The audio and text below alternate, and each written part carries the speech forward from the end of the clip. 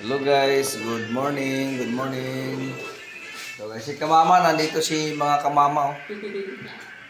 Good morning, Maka Mama. So, ito guys, ito yung i-flex ko lang sa inyo yung aming kain ngayon. Ito, tinatawag na kalibre ni Samoa, kalibre. Balanghoy ba? Kamuting kahoy kung sa Tagalog. Yan.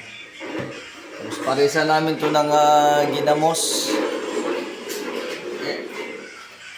Ginamos, yan ay mo na lang yung nabilis kinilaw gahapon. Kahapon, ito na lang talaga naiwan na pang sa kinilaw. Ayan o. Sarap talaga.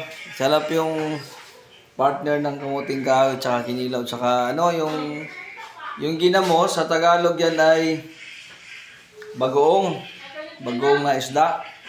Sarap. Ang sarap talaga.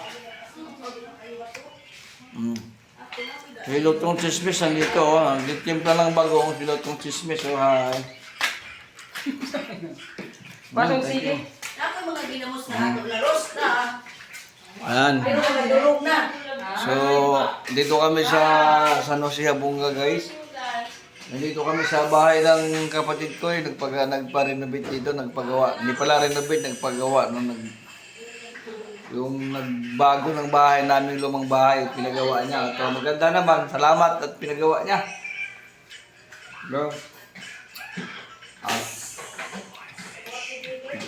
Gumanda lalo, di ba? Ayan. So, salamat din kami na naayos niya yung bahay. Kanawara ko ng mga kapitiyas, pinandayan ros na apa nila. So, guys, oh. Anday dire. Oh, wala.